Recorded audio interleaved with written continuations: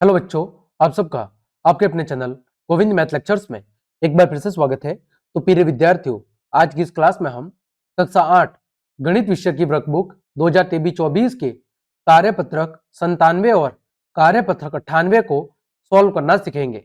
बच्चों, आपकी गणित विषय की वर्कबुक के कार्यपत्रक 1 से लेकर 96 तक सभी को मैंने बहुत अच्छे से सॉल्व करा दिया है। उनकी लिंक वीडियो के डिस्क्रिप्शन में दी हुई है या फिर चैनल की प्लेलिस्ट पर जाकर आप उन सभी क्लासेस को आराम से देख सकते हैं। आज के कार्यपत्रक 97 में हम सीखेंगे वर्त की परिधि ज्ञात करना। ठीक है, अब वर्त की परिधि ज्ञात करने का सूत्र क्या होता है? तो वर्त की परिधि ज्ञात करने का सूत्र होता है 2 पाई आर। क्या होता है? वर्त की जो परिधि है वो ज्ञात करने का सूत्र होता है 2 पाई आर। पाई का मान कितना होता है? पाई का मान होता है 22/7 या फिर 3.14। ठीक है, आर का मतलब क्या है? आर का मतलब है वर्त की त्रिज्या। ठीक है, वर्त की त्रिज्या, और जो त्रिज्या होती है बच्चों वो व्यास की आधी होती है। त्रिज्या व्यास की क्या होती है? आधी। यानी जब हम व्यास के अंदर 2 का भाग दे देंगे तो हमें क्या मिलेगी? त्रिज्या। या हम कह सकते हैं कि जो व्यास है वो त्रिज्या का दुगुना होता है। ठीक है, देखो पहला प्रश्न, नीचे कुछ वृत्तों की परिधि और व्यास के माप दिए गए हैं। परिधि एवं व्यास का अनुपात निकालते हुए तालिका की पूर्ति कीजिए। आपके सामने क्या दी हुई है? परिधि दी हुई है और व्यास दिया हुआ है। हमें क्या करना है? परिधि और व्यास का अनुपात निकालना है। तो देखो, परिधि परिधि बराबर सूत्र क्या था? सूत्र था पाई गुणा व्यास। 2r का मतलब क्या है? व्यास। भाई 2 पाई आर, और 2r यानी त्रिज्या का दुगुना क्या होता है? व्यास। तो हमने 2r की जगह क्या लिख दिया? व्यास लिख दिया। अब हमें क्या निकालना है? परिधि और व्यास का अनुपात। तो परिधि बट्टे में व्यास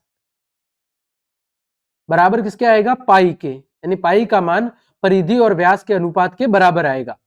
देखो 44/14, 44/14 2 से काटा, 44 को काटा तो 22 बार, और 14 में 2 का भाग दिया तो 7 बार।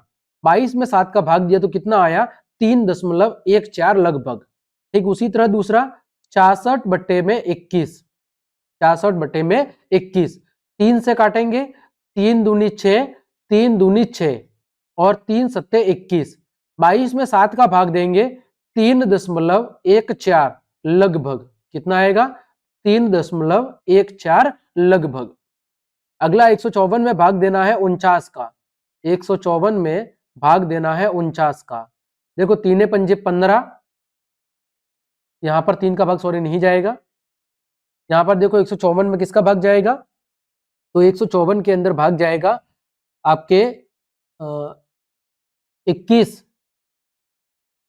देखो 7 का देख लो, 7 दूनी 14, हाँ 7 दूनी 14, पीछे बचा 1, 1 और 4 14, 7 दूनी 14, और 22 में 7 का भाग, 49 में 7 का भाग 7 बार, तो 22/7। तो ये भी किसके बराबर आएगा? 3.14 के बराबर लगभग। ठीक है, यानी हमने किसका भाग दिया है? ऊपर नीचे 7 का। अगला 22/7, और 22/7 आप जानते ही है किसके बराबर होगा? 3.14 के लगभग बराबर होगा। ठीक, ये था आपका पहला प्रश्न, जहां पर हमने परिधि और व्यास का अनुपात निकाला है जो कि पाई के मान के लगभग बराबर होता है। दूसरा प्रश्न, नीचे कुछ वर्त दिए गए हैं, उनकी परिधि ज्ञात कीजिए। आपको क्या ज्ञात करनी है? परिधि ज्ञात करनी है। तो देखो यहां पर व्यास कितना दिया हुआ है? 10 सेंटीमीटर। तो त्रिज्या कितनी हो जाएगी इसकी? आधी। 5 सेंटीमीटर इधर और 5 सेंटीमीटर इधर। ठीक है, तो हम लिखेंगे कि व्यास बराबर 10 सेंटीमीटर। त्रिज्या क्या होती है? त्रिज्या व्यास की आधी होती है, तो 10/2 यानी कि 5 सेंटीमीटर। परिधि परिधि का सूत्र परिधि बराबर 2 पाई आर। तो 2 पाई का मान 22/7 और आर का मान कितना है? 5 है। ठीक है, जब बच्चों हम इसे सॉल्व करेंगे तो हमारे पास आ जाएगा, यह आ जाएगा 31.428 सेंटीमीटर। कितना आएगा? 31.428 सेंटीमीटर। आगे इसी तरह तीसरा, आपकी त्रिज्या कितनी दी हुई है 4 सेंटीमीटर, तो सीधे हम लिख देंगे परिधि। ये देखो आधा भाग है, आधा भाग क्या है त्रिज्या, ठीक है। तो परिधि बराबर 2πr, तो 2 गुणा 22/7 गुणा 4, ठीक है। 22 का 2 से गुणा कितना हो गया 44, 44 गुणा 4 बट्टे में 7। तो जब इसे हम सॉल्व करेंगे तो हमारे पास आ जाएगा 25.142 सेंटीमीटर। कितना आ जाएगा 25.142 सेंटीमीटर। आगे प्रश्न संख्या 3 दिया हुआ है 21 मिलीमीटर त्रिज्या वाले वर्त की परिधि ज्ञात करो। तो वर्त की परिधि का सूत्र, वर्त की परिधि बराबर 2πr, तो 2 गुणा 22/7 गुणा 21। देखो बच्चों 7 से 21 कट जाएगा 3 बार, तो कितना होगा 2 गुणा 22 गुणा 3, है ना। तो ये कितना हो जाएगा 132 मिलीमीटर। कितना हो जाएगा 132 मिलीमीटर।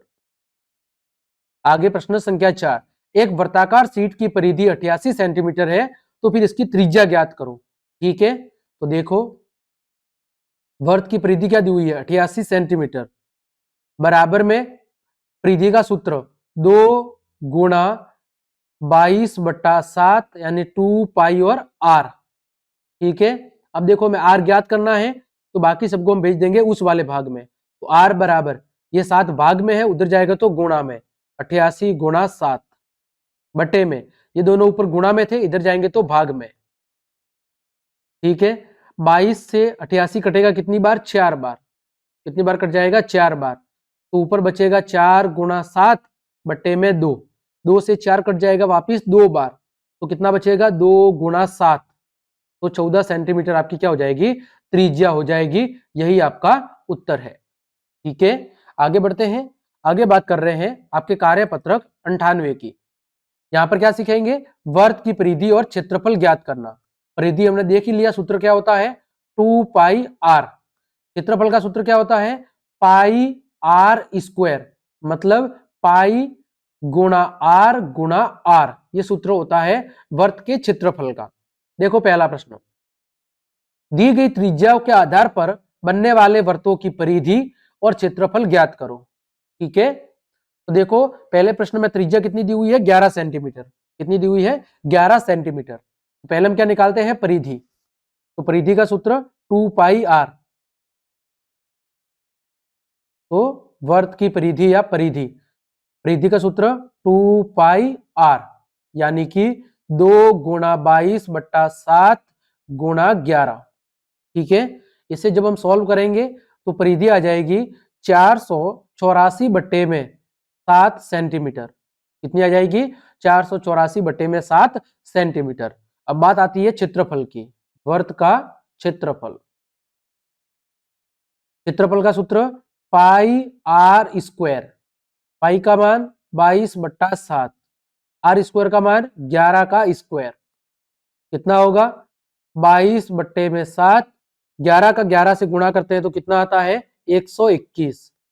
और जब इसे हम सॉल्व करेंगे तो बच्चों आ जाएगा 2662 बट्टे में 7 वर्ग सेंटीमीटर। कितना आएगा वर्ग सेंटीमीटर, ठीक है।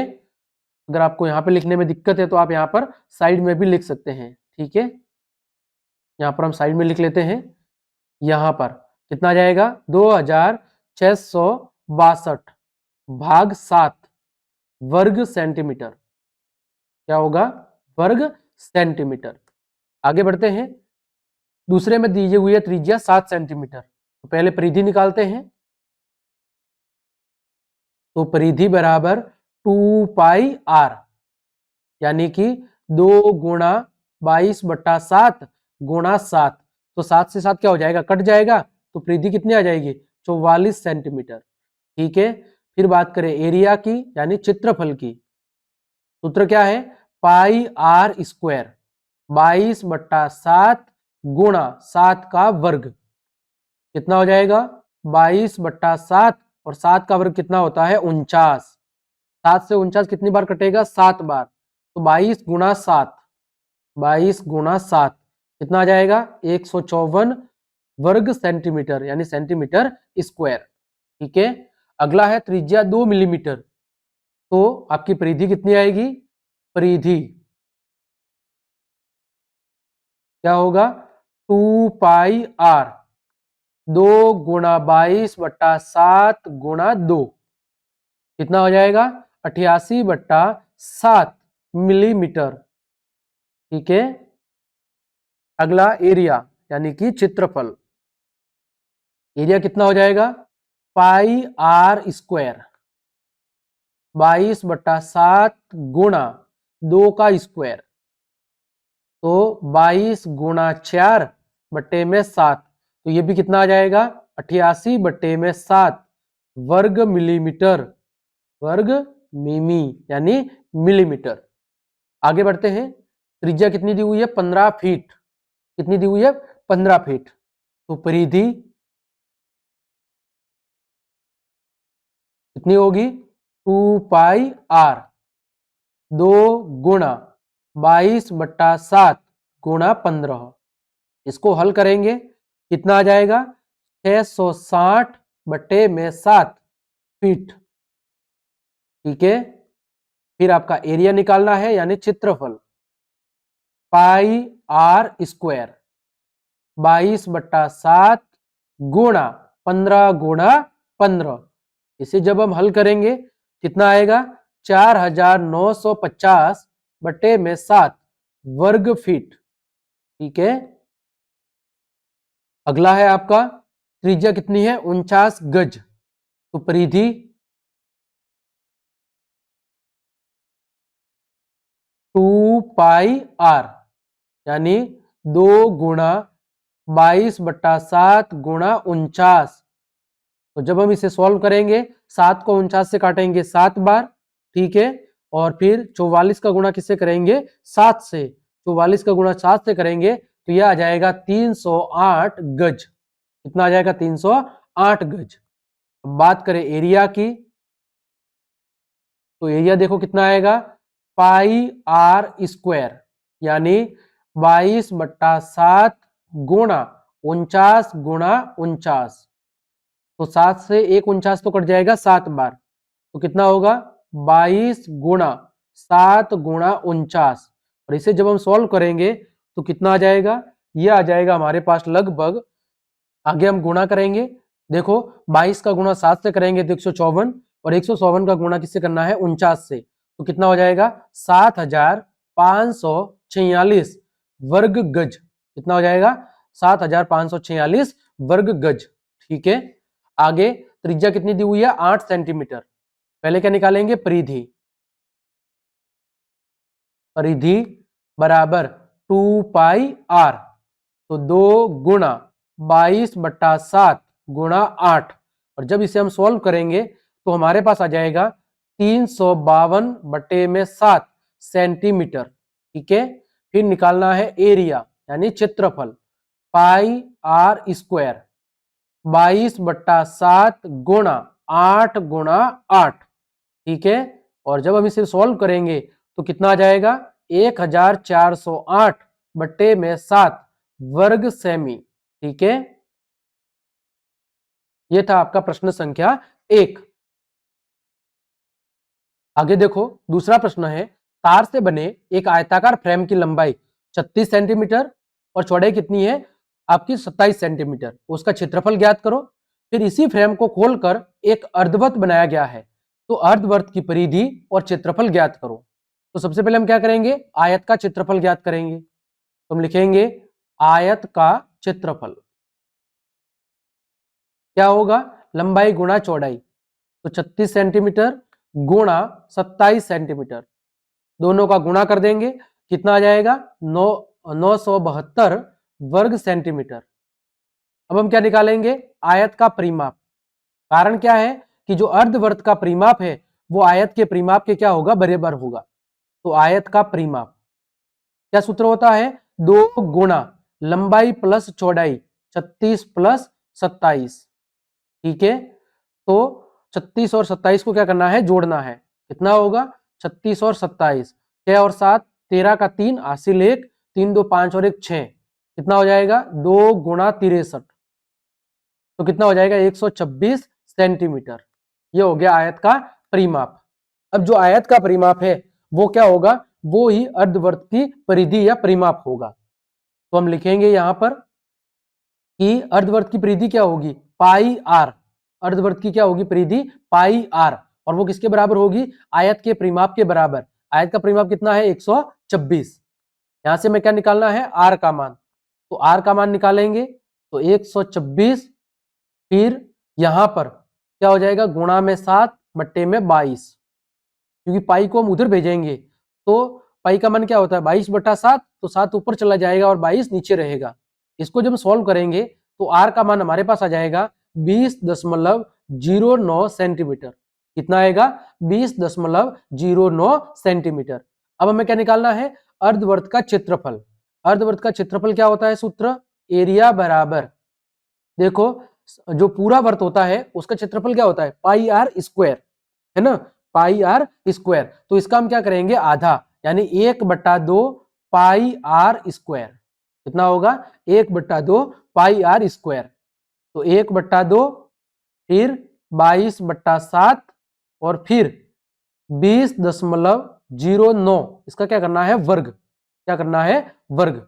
तो यहां पर देखो 1/2 गुणा 22/7 गुणा 20.09 को क्या करना है वर्ग करना है।